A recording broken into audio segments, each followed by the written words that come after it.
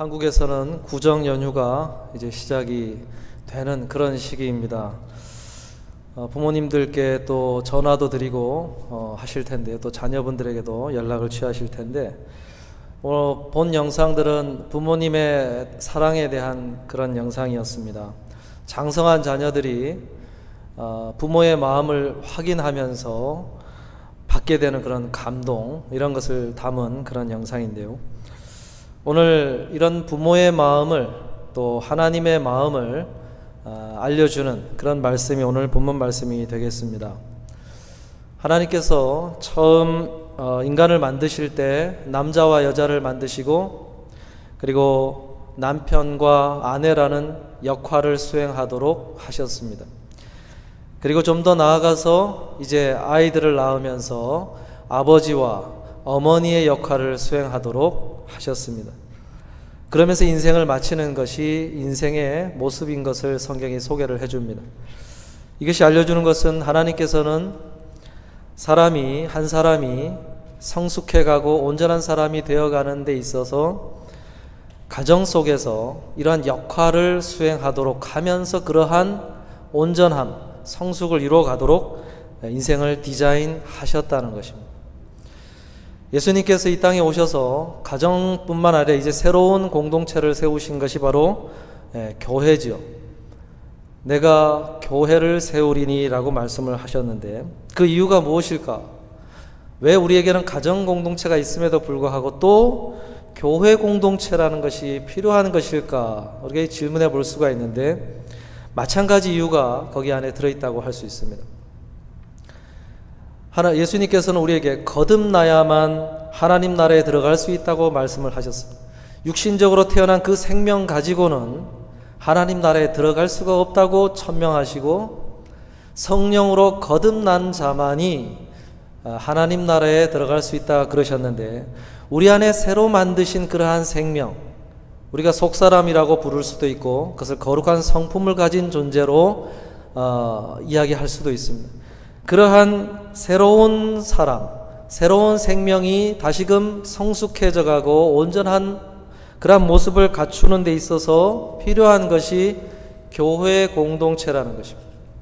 그리고 그 교회 공동체 속에서 역할을 수행하면서 성숙해져 가게 된다는 것입니다. 어떤 분은 그럴 수가 있죠. 제가 교회 생활 참 오랫동안 해봤는데 별로 달라진 게 없는데요, 이렇게 이야기하실 분도 있을 것입니다. 근데 여러분, 가정에서 한번 생각해 보시면 원하든 원하지 않았든 아버지 어머니 역할을 하시면서 현재 무엇이 달라졌는가? 아버지 어머니로서 자녀들을 키우면서 내가 이게 달라진 것이 무엇인가? 우리의 성격이 변하든가요? 그러지 않습니다. 가지고 태어난 성격이 달라지지 않습니다. 아버지로서 어머니로서 산다고 해서 달라지는 것이 아닙니다. 그런데 그 가정에서 그 역할을 수행하면서 생긴 가장 큰 변화 중에 하나는 부모의 마음을 조금 이해하게 되는 마음이 생긴 것이라고 할 수가 있습니다. 자녀로 살아갈 때는 몰랐다가 부모 입장이 되어서 살아가면서 부모님이 이런 마음을 품으셨구나, 이런 것을 이해하게 되는 변화가 있었던 것입니다. 마찬가지로 교회에서 그런 역할을 수행하면서 무엇이 변하든가요? 성경은 마지막 순간까지 우리는 완전히 변하지 않는다고 이야기합니다. 그렇습니다. 우리는 변하지 않을 수 있어요. 완전히 전혀 새로운 사람이 되지 않을 수 있어요.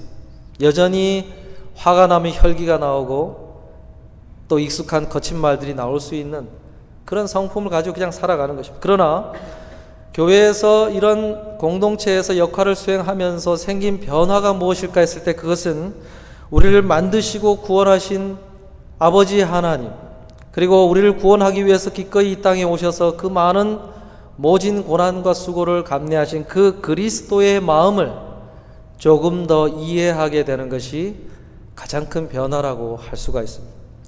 사도 바울이 에베소서 4장 11, 13절에서 말씀하기를, 그가 어떤 사람은 사도로, 어떤 사람은 선지자로, 어떤 사람은 복음 전하는 자로, 어떤 사람은 목사와 교사로 삼으셨으니 이는 성도를 온전하게 하여 봉사의 일을 하게 하며 그리스도의 몸을 세우려 하심이라.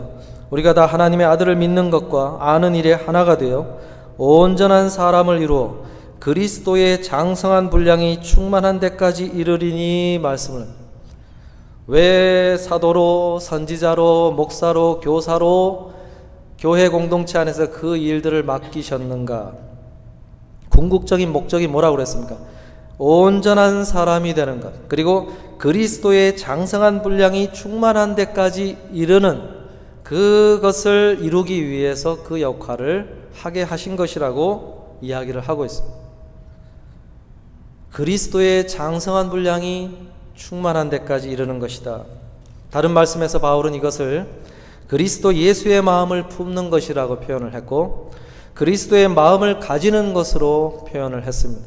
그러니까 우리 마음에 예수 그리스도를 조금 더 이해하는 사람이 되는 것, 하나님 아버지의 마음을 알아가는 것, 그것이 궁극적인 목적이라는 것입니다. 요즘 교회에 참 안타까운 일들이 한국에서 많이 들리고 있죠. 또 미국에서도 마찬가지인데요. 한 설문조사에 보니까 여러 종교 중에 가장 신뢰하는 종교가 무엇인지 이런 종류의 설문조사를 했더라고요. 기독교, 교회를 신뢰한다고 대답한 사람이 10명 중에 1명이었습니다. 나머지 9명은 신뢰하지 않는다는 거예요. 여러분, 우리의 경험 속에서도 마찬가지 아닙니까? 우리가 경험한 교회의 모습 속에 어떤 모습들이 들어있습니까? 좋은 자랑거리보다는 상처나고 실족한 이야기들이 주를 이루는 것이 우리들이 나눔할 때 보면 갖게 되는 그런 현실입니다. 여러분, 그런데 성경은 교회의 머리를 예수 그리스도로 소개하고 교회를 몸이라고 소개를 하셨습니다. 그런데 주님의 몸이 어떤 몸일까요? 이 땅에 오셨던 그 주님의 몸이 어떤 몸이었습니까? 채찍맞고 상처받아 만신창이가 된 그런 몸이 마지막에 보여주신 예수 그리스도의 몸이셨습니다. 그리고 부활하신 다음에도 그 창자국과 못자국을 비롯한 많은 채찍의 흔적들을 깨끗한 몸으로 변화시키지 않으셨어요. 그걸 그대로 남겨놓으셨어요. 그 몸을 들고 제자들에게 보여주며 그것을 만져보라고 이야기를 하셨습니다. 왜 그랬을까요? 충분히 깨끗한 몸으로 만드실 수도 있는 하나님께서 왜 그것을 그대로 남겨놓았을까요? 그것은 몸으로 살아가야 될 교회의 모습을 보여주신 것입니다. 만신창이 난 몸이 너희가 살아가는 이 교회의 모습일 것이다. 그 이야기를 한 거예요. 오늘 교회는 상처 주고 상처받고 실족하고 실족받는 그런 일들이 만연한 그러한 모습이 우리가 몸담고 살아가고 있는 교회입니다. 수많은 갈등과 위기가 찾아오는 곳, 그런 곳이 바로 교회라는 거예요. 왜 그렇습니까? 주님의 몸이 이 땅 위에서 만신창이 된 그 몸이 우리 교회를 보여주는 자화상인 것입니다. 그런데 그런 몸을 보면서 교회를 떠날 것이 아니라 니고데모와 아리마대 사람 요셉이 누구도 한 명도 예수님의 몸을 수습해서 장사 지내려고 하는 것을 꺼리고 있는 그때에 그들이 기꺼이 나아가서 요청을 해서 향유를 발라드리고 세마포로 싸서 무덤에 넣어주는 일을 했습니다. 오늘 상처나고 신음하고 있는 이 교회의 모습을 보면서 마치 니고데모와 아리마대 사람 요셉과 같이 그 만신창이 된 그 몸과 같은 교회를 싸매고 어루만지고 그 상처를 보듬는 그 마음을 품고 나아가 그 교회 속에서 살아가는 것, 그것이 오늘 이 땅 위에서 교회로 살아가는 성도들에게 바라시는 모습이라고 할 수가 있습니다. 그러려면 예수 그리스도의 마음, 하나님 아버지의 마음을 알아가는 것이 필수적입니다. 그러지 않고는 그 일을 할 수가 없는 거예요. 오늘 말씀은 그런 교회를 세우고 섬기고 경험했던 사도 바울이 그 속에서 어떠한 마음을 가지게 되었는지를 소개해주는 그런 말씀이라고 할 수가 있습니다. 먼저 본문 말씀 15절을 보면 그리스도 안에서 1만 스승이 있으되 아버지는 많지 아니하니 그리스도 예수 안에서 내가 복음으로써 너희를 낳았음이라 이렇게 말을 스승과 아버지를 비교하면서 자신이 스승의 마음으로 이 편지를 쓰는 것이 아니라 아비의 마음, 어미의 마음, 아버지의 마음으로 지금 이 편지를 쓰고 있다 이렇게 이야기를 했습니다. 여러분 당시에 스승이라고 하는 것은 가정교사로 아이들에게 필요한 지식과 예절 이런 것들을 가르치는 역할을 수행하는 사람을 가리킵니다. 어느 정도 책임은 지고 있지만 그러나 부모처럼 아이에게 무한 책임을 갖지는 않습니다. 그런데 바울이 그런 적당한 선에서 책임감을 갖고 마음을 갖고 있는 그런 사람으로 너에게 편지를 쓰는 것이 아니고 부모와 같이 너희를 향한 무한한 책임의식을 가진 자로 너희들에게 지금 이 편지를 쓴다 이렇게 했습니다. 그 이유를 복음으로써 내가 너희를 낳았기 때문이다 그랬어요. 여러분 고린도 이 지역에 세워진 이 교회는 사도 바울이 2차 전도 여행을 다닐 때 세운 그런 교회였습니다. 안디옥에서 출발해서 아시아에서 머물고 있던 바울을 성령께서 환상 중에 마게도냐 사람을 보여주시면서 그곳으로 갈 것을 마음을 그쪽으로 이끌어 주셨고 그렇게 해서 유럽 대륙을 전도 여행을 다니다가 아테네라고 하는 그곳에서 전도를 했는데 전도의 열매가 별로 없었어요. 그래서 이르게 된 곳이 바로 고린도 지역이었습니다. 그 지역에서 사도 바울은 다른 지역과 다르게 1년 6개월 동안 그 지역에 머물면서 생활비가 모자라서 천막 짓는 일을 해가며 돈을 벌어가면서까지 그들에게 말씀 가르치기를 원했고 가장 많은 시간을 열정을 들이고 헌신해서 세운 교회가 고린도 교회였습니다. 혼자서 사역하기 버거우니까 하나님께서 붙여주신 사람이 브리스길라와 아굴라 부부가 마침 로마에서 큰 핍박 때문에 추방을 당하여 이주해온 그런 상황에서 그들을 만나게 하시고 동역자가 되어서 그곳에서 함께 동역자들과 함께 사역을 했던 굉장한 사랑과 헌신을 받았던 그 교회가 바로 고린도 교회였습니다. 그런데 잠시 다른 곳으로 떠나 있던 바울에게 어떤 이야기가 들렸냐면 지금 고린도 교회 안에 나는 아볼로파다, 나는 바울파다, 나는 그리스도파다 라는 식으로 리더들을 중심으로 갈등과 분열이 일어나는, 그래서 파당이 나눠지고 다툼이 일어나고 있다는 그 소식을 듣게 됩니다. 그런 가운데서 큰 낙심을 할 수 있는 바울이었지만 그러나 다시 그는 아버지의 마음으로 다시금 너에게 내가 편지를 쓴다 하고 있는 그런 상황이었습니다. 여러분 우리는 교회 생활을 해가면서 어떤 마음이 필요하냐, 바로 이 아버지의 마음을 배워야 된다고 할 수가 있습니다. 아버지의 마음, 바울이 이야기하고 있는 이 아버지의 마음, 과연 이 마음은 어떤 마음일까? 두 가지로 생각하기를 원하는데요. 첫째로 성도들을, 나에게 또한 교회에서 만나는 사람들을 하나님께서 붙여주신 이들로 바라보는 마음이 아버지의 마음이라고 할 수가 있습니다. 예수님께서 그런 마음을 보여주셨죠.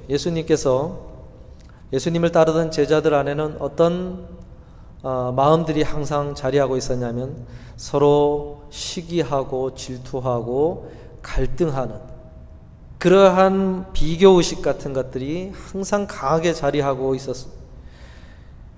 또 어떤 사람들이 있었습니까? 다른 마음을 품고 있는 이 가룟 유다와 같은 그러한 제자들도 들어있었습니다. 그런데 그런 제자들을 향해서 예수님이 항상 품으신 마음이 어떤 마음이냐면 요한복음 17장에 이렇게 나오죠. 세상 중에서 내게 주신 사람들에게 내가 아버지의 이름을 나타내었나이다.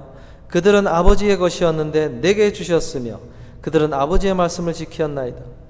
세상 중에서 내게 주신 사람들, 아버지의 것인데 내게 주신 사람들, 내게 맡기신 사람들, 이것이 예수님께서 제자들을 볼 때 품으셨던 마음이었습니다. 그래서 내게 맡겨주신 이들이기에 내가 끝까지 해야 할 하나님을 향한 도리를 다해야 된다. 이 생각으로 제자들을 바라보셨다는 것입니다.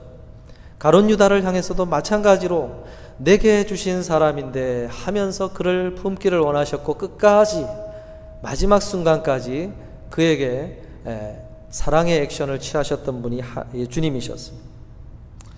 여러분, 우리는 교회에서 마찬가지 상황을 마주할 수가 있습니다. 하나님께서는 아담에게 하와를 붙여주셨듯이 내 살 중에 살이요 내 뼈 중에 뼈라고 하는 그런 내가 정말 좋아할 만한 모습을 가진 사람을 붙여주실 수가 있어요. 야, 내가 저 사람 때문에 신앙생활 할 만하다. 그런데 반대로 가룟 유다와 같은 사람을 붙여주실 수도 있다는 거예요. 예수님께도 그랬잖아요. 베드로가 있었는 반면에 마음을 아픈 항상 마음 한켠에서 쓰리게 만드는 가룟 유다를 항상 주님이 품으셔야만 되는 그런 상황이 있었어요. 그런데 주님이 나에게 이 시간에, 이 상황에서, 이 지역에서 나에게 만나게 하신 사람이라면 그것은 하나님의 뜻이 있다는 거예요. 우리의 성숙을 돕기 위해 이 사람을 통해서 그리스도의 마음을 배워라. 이 사람을 통해서 아버지 하나님의 마음을 배워라. 라는 그러한 목적 하에서 그런 만남을 허락하신다는 것입니다. 그런데 그럴 때마다 우리가 어떤 생각을 가져야 되냐면, 여러분, 스데반이 만난 바울과 고린도 교인들이 만난 바울의 모습은 천지 차이였습니다. 스데반에게 바울은 어떤 모습이었습니까? 자신을 향하여 사람들을 부추겨서 돌을 던지게 만드는 그런 사람이었어요. 자신을 목숨을 해하려고 살기등등 해가지고 다가오던 그 모습이 스데반이 기억하는 바울의 모습의 전부였어요. 그런데 고린도 교인이 생각하는 바울은 어떤 모습이었습니까? 내가 지금 아버지의 마음으로 너에게 편지를 쓴다. 그런 모습의 사람으로 지금 서 있다는 거예요. 여러분, 우리는 서로 다른 인생의 스케줄, 서로 다른 성숙의 스케줄을 가지고 만남을 갖습니다. 내가 만난 저 사람의 모습이 나를 아프게 하는 가룟 유다와 같은 모습으로 서 있을 수 있지만, 그러나 그가 정말로 하나님이 선택하시고 하나님이 그 마음에 계셔서 그의 걸음을 이끌어가고 있다고 한다면 그는 성숙의 여정을 지금 걸어가고 있는 중이에요. 그렇다고 한다면 지금 내가 만난 그 사람의 모습은 그러할지라도 마지막 그 성숙의 여정이 다 끝난 상황에서 우리가 하나님 앞에서 만남을 가졌을 때는 이야기가 달라지는 거죠. 아마 스데반이 먼저 하나님 나라에 가고 그 후에 사도 바울이 네로 황제의 처형을 받아 하늘나라에 갔을 때에 그 만남 속에서 어떤 대화가 오고 갔을까요? 바울이 그랬겠지요. 내가 참 미안했다. 내가 그때 당신에게 행했던 그 일을 내가 지금 너무 미안하게 생각한다. 여러분, 그런 대화가 오고 가지 않았을까? 오늘 우리의 인생 스케줄에서 만난 사람들을 바라볼 때 내가 만난 것은 변화되기 전 사울을 만난 것일 수도 있겠다. 그러나 하나님의 뜻이 있다면 변화된 바울로 만나게 하시겠지 하는 차원에서 우리에게 붙여진 사람을 예수님의 마음을 품고 그렇게 바라보며 나아갈 수 있어야 된다는 것입니다. 어떤 분은 아주 사생 결단을 낼 것처럼 원수가 되어서 교인의 관계가 나뉘어지는 것들을 참 보게 됩니다. 여러분, 그것을 하나님께서 원하시는 것이 아니죠. 오늘 우리들에게는 나에게 붙여주신, 맡겨주신, 만나게 하신 그러한 사람들로 서로를 볼 수가 있어야 된다는 것입니다. 오늘 옆에 있는 분들을 한번 그냥 대놓고 바라보시면 좀 쑥스러우시니까 슬쩍 한번 보시면 어떻습니까? 나에게 웃음을 짓게 만드는 사람일 수도 있을 것입니다. 그러나 어떤 때는 나에게 너무 힘들게 하고 눈물을 흘리게 만드는 사람일 수도 있어요. 얼마나 서운한지 마음이 그냥 힘들어지는 그런 상황일 수도 있어요. 그러나 여러분, 하나님이 나에게 붙여주신 사람들, 그것은 변함이 없어요. 그렇다고 한다면 나의 인생의 스케줄, 저 사람의 인생의 스케줄, 그 속에서 만난 지점이 그런 것이겠지 하면서 그 사람을 위한 도리가 아니라 나에게 그 사람을 맡겨주신 그 하나님에 대한 도리로 그렇게 내가 지켜야 될 선을 지키시고 사랑의 액션을 해 가시면 된다는 것입니다. 사랑하는 성도 여러분, 이러한 눈으로 오늘 만난 사람들을 바라보실 수 있기를 주님의 이름으로 축복합니다. 둘째로는 한 영혼의 성숙을 기다려주고 그것을 기대하는 마음이 아버지의 마음이라고 할 수가 있습니다. 누가복음 15장에 보면요, 예수님께서 아버지 하나님의 모습을 집 나간 둘째 아들을 기다리는 아버지로 표현을 해 주십니다.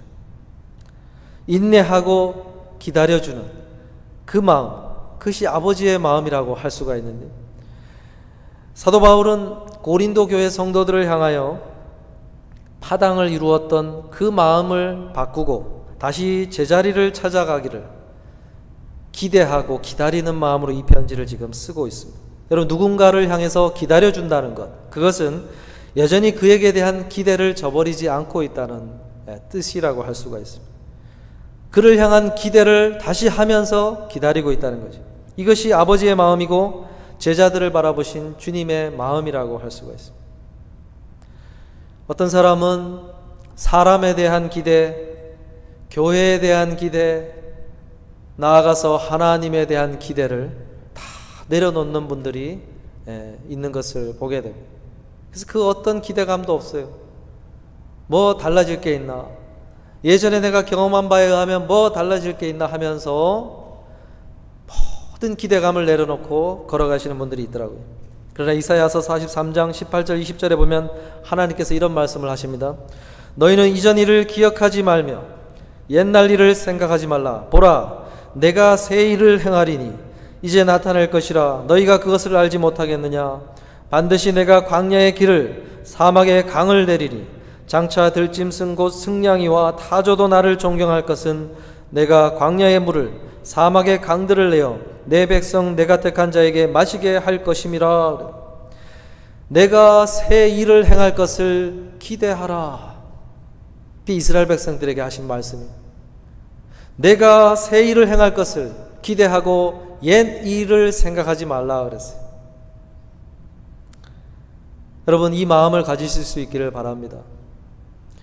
내가 신앙생활 해봤는데 뭐 새로운 일이 안 생기더라, 올해도 마찬가지겠지 하면서 아무런 기대감도 없어요.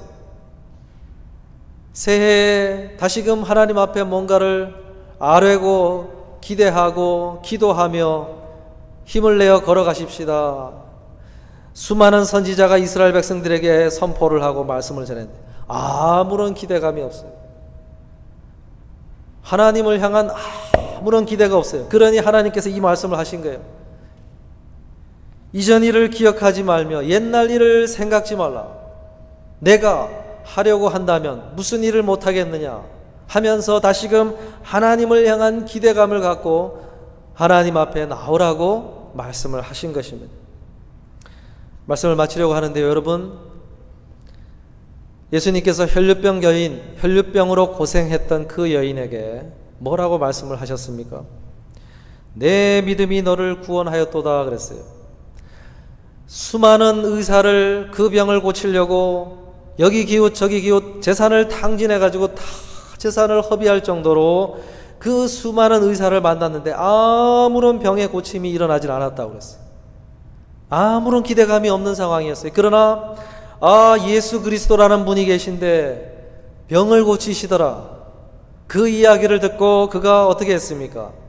다시 기대하고 예수님이라면, 그분이라면 내 병을 고치실 수 있겠지, 다시 한번 힘을 내자 하면서 용기를 내어 거기까지 왔고, 그리고 내가 그 고돈만 만지더라도 예수님이 하시려고 한다면 그 병을 고쳐주시겠지 하는 그런 기대감을 갖고 거기에서 그 액션을 취했을 때 예수님께서 하신 말씀이었습니다.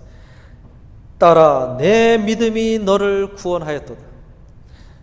여인 안에 있었던 그 믿음의 간절한 열망과 기대감 위에 하나님의 은혜가 임했다는 것입니다.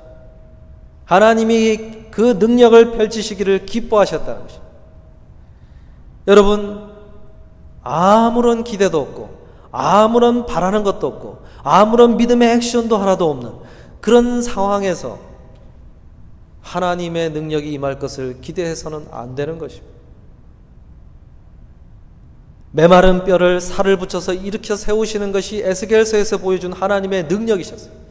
그런데 그 수많은 사람들 중에 그 소식을 들었음에도 불구하고 그와 같은 질병을 가진 자 중에 아무런 기대감도 없는 사람에게 하나님이 능력을 나타내신 것이 아니라 이 여인과 같은 기대감을 가지고 주님 앞에 나와 믿음의 액션을 취했을 때 거기에 놀라운 능력이 임했다는 거예요. 오늘 우리들에게 있어야 될 것이 무엇인가? 기대하십시오. 누구를 기대합니까? 하나님을 기대하십시오. 하나님께서 행하실 일들을 기대하십시오. 메마른 장작나무와 같은 그러한 마음, 숯덩이와 같이 타버린 그러한 마음이 아니라 그 속에 하나님이 하시려고 하면 새로운 싹을 내실 수 있고 능력을 나타내실 수 있다고 하는 그 하나님을 향한 거룩한 기대감을 갖고 다시 시작하시는 그러한 걸음이 있어야 된다는 것입니다. 오늘 새해를 시작하면서 말씀 생활에 대한 다시금 결단하실 것을 말씀을 드렸고, 그리고 신년 특별 새벽 기도회를 통해서 기도의 자리에 대한 결단을 하실 것을 말씀을 드렸습니다. 저는 단 한 분이라도 다시금 그런 기대감을 갖고 믿음의 액션을 취하시는 분이 있다고 한다면 그것으로 만족합니다. 그것으로 만족해요. 올해 한두 명 생기시면 내년에 좀 더 이런 마음으로 지금 제가 함께 그 사역을 해 가려고 합니다. 여러분 기대하십시오. 이 여인처럼 내 믿음이, 너의 기대감이, 너의 열망이, 너의 열정이, 너의 열심이 너에게 이 일을 허락한 것이다. 이 대답이 하나님이 나에게 주려고 하시는 그 대답이라는 사실을 기억하시고 다시금 하나님을 향하여 기대하며 걸어가실 수 있는 우리 모두가 되시기를 주님의 이름으로 축복합니다. 기도하겠습니다.